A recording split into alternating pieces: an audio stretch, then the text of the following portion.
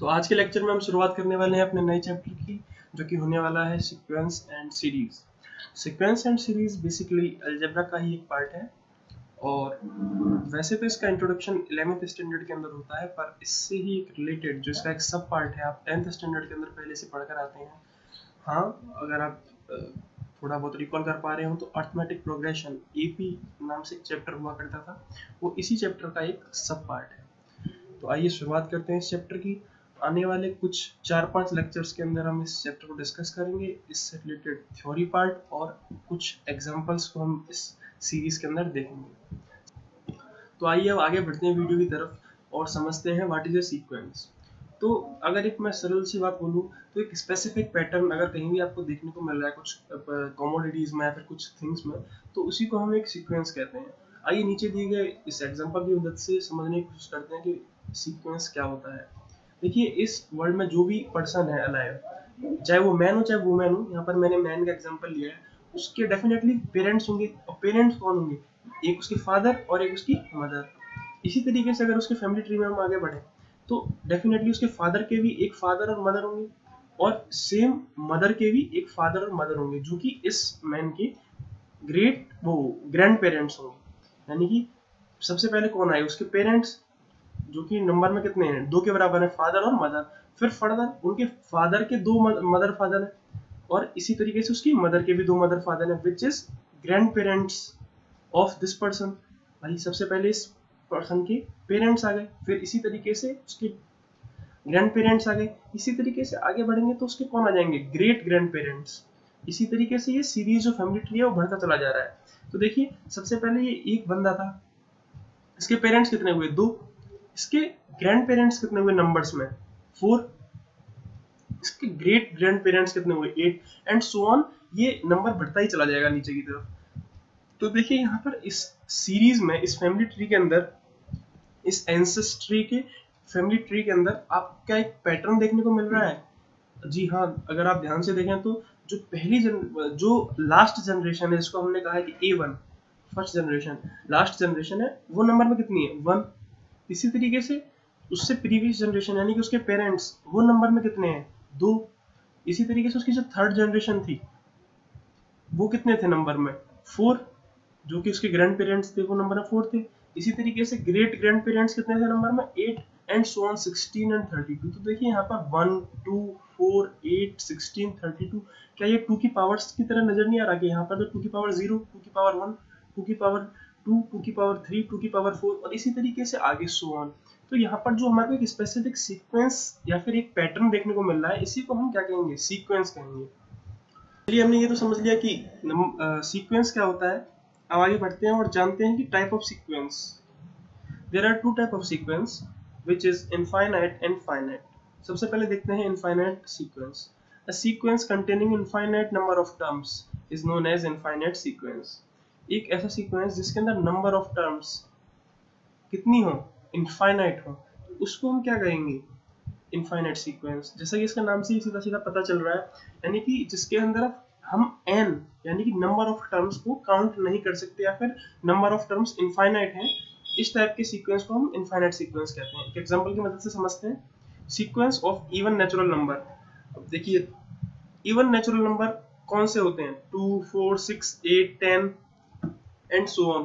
पर इस जो नेचुरल नंबर है, ये हम इनको काउंट कर सकते हैं क्या? तो जवाब सीधा सीधा सा होगा कि नहीं, क्योंकि ये देखिए आगे की तरफ बढ़ते ही जा रहे हैं, और इसका जो एंड होगा वो हमारे को पता नहीं है, यानी कि इसका एंड इनडेफिनेट है, so that the number of terms is not countable. अब आगे बढ़ते हैं और समझते हैं finite sequence. A sequence containing finite number of terms और countable number of terms is known as finite sequence. इसका एग्जांपल क्या होगा? एक sequence of even natural number up to 50। अब देखिए, ऊपर वाला ही एग्जांपल है, पर यहाँ पर अब हमने क्या लगा दिया? एक लिमिटेशन लगा दी है, यानी कि इसका जो an यानी कि n की वैल्यू है वो हमारे को पता लग सकती है। कैसे? यानी कि कुल मिला के बात क्या हुई? फाइनाइट सीक्वेंस वो हुआ जिसके अंदर नंबर ऑफ टर्म्स काउंटेबल होंगी। तो चलिए आगे बढ़ते हैं अब सीरीज की तरफ। So what is a series? जैसा कि हमने देख लिया था सीक्वेंस में, let a1 a2 a3 and dot an is a given sequence. अगर ये गिवन सीक्वेंस हमारे सामने दिया गया है, then a1 plus a2 plus a3 plus so on plus an is a series associated to a given sequence। मान लीजिए हमारे पास में ये एक सीक्वेंस दे रखा है और इसी सीक्वेंस को अगर हम एडिशन करते हुए लिख दें तो ये क्या बन जाएगा, एक सीरीज बन जाएगी which is related to the given sequence and series can be represented by the help of sigma which is notated as this। यानी कि जो सीरीज है जो कि रिलेटेड है किसी भी सीक्वेंस से, उसको आप या तो इस फॉर्म में लिख सकते हैं a1 plus a2 plus a3 इस समेशन की फॉर्म में, या फिर इस समेशन को एक और फॉर्म में भी हम लिख सकते हैं विच इज सिग्मा। तो एक series which is a1 plus a2 plus dot dot an can be also written और abbreviated as this. Here it can be abbreviated as sigma of ak from k is equals to 1 to n।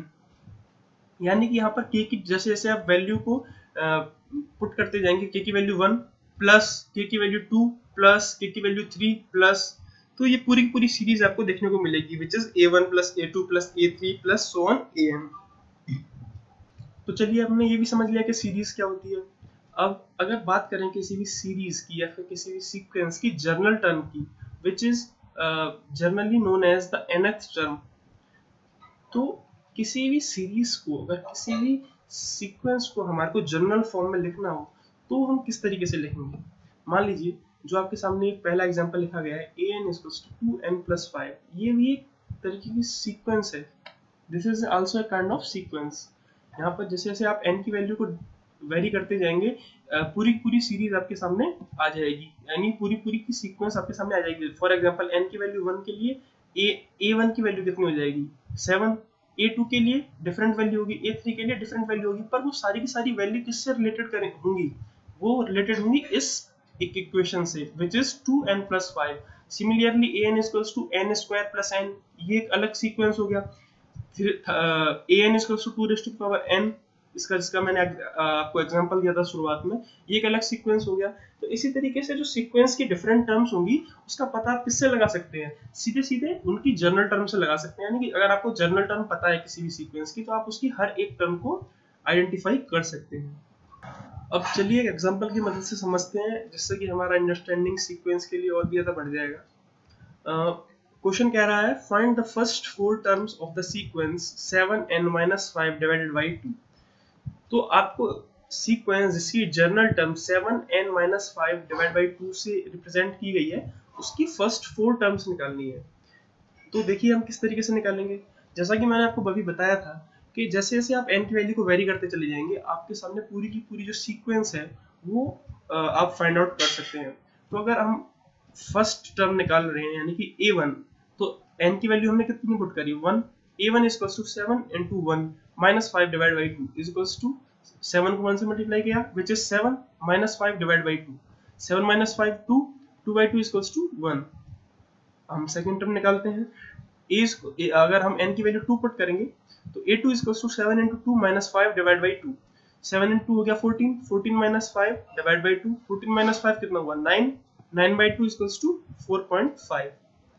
a3 यहाँ पर हमने n की value 3 put करी 7 into 3 minus 5, 7 into 3 कितना हुआ 21, 21 minus 5 which is 16, 16 by 2 is equals to 8।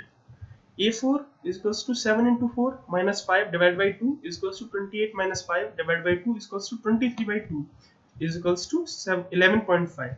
तो इसी तरीके से हमने बहुत easily first 4 terms of the sequence निकाल ली। इसी तरीके से फर्दर आप nth टर्म या फिर rth टर्म निकाल सकते हैं किसी भी सीक्वेंस की। तो देखिए ये तो बहुत बेसिक सी बात हो गई। अब आने वाले लेक्चर के अंदर हम थोड़ी सी कॉम्प्लिकेटेड बात करेंगे। आगे आने वाले लेक्चर के अंदर हम देखेंगे यानी कि सीरीज कितने टाइप की होती है, जिसके अंदर हम आगे अर्थमेटिक प्रोग्रेशन, ज्योमेट्रिक प्रोग्रेशन और हार्मोनिक प्रोग्रेशन को देखेंगे, AP, GP एंड HP।